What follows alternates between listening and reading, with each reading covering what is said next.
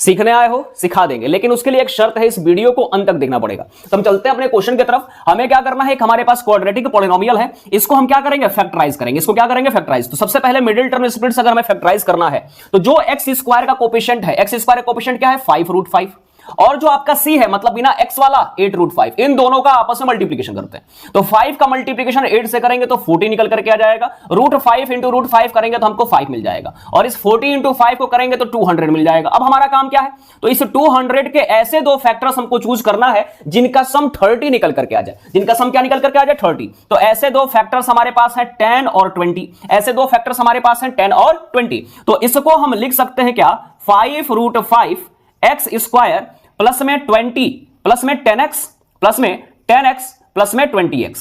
आगे हमारे पास क्या है, तो 8√5। हमारे पास आगे क्या है, तो 8√5। अब यहां क्या कर सकते हैं, इस 5√5 को हम लिख सकते हैं 5 इंटू में √5 इंटू में x इंटू में x। इस 10x को लिख सकते हैं 2 इंटू 5 इंटू में x। इस 20x को लिख सकते हैं क्या, इस 20x को लिख सकते हैं 4, और हमारे पास 5 है तो 5 को फिर से लिख सकते हैं √5 इंटू में √5। ठीक, और हमारे पास क्या है 8√5। हमारे पास 8√5 है तो 8√5 को लिख सकते हैं 2 इंटू 4 इंटू में √5। अब हमारा नेक्स्ट स्टेप होगा कॉमन फाइंड आउट करना। तो यहां देखिए 5 यहां भी है, 5 यहां भी है, तो 5 को हमने कॉमन ले लिया। x यहां भी है, x यहां भी है, तो x को कॉमन ले लिया। यहां बच क्या गया, तो √5x बच गया। क्या हमारे पास बच गया, √5x।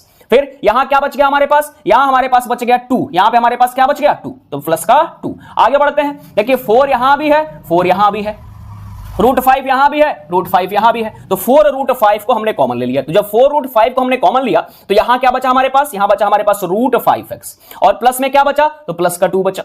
अब यहां हम दोनों जगह देख रहे हैं कि √5x प्लस 2 यहां भी है, √5x प्लस 2 यहां भी है, तो √5x प्लस 2 को कॉमन ले लिया हमने। यहां अकेले कौन बच गया, तो 5x।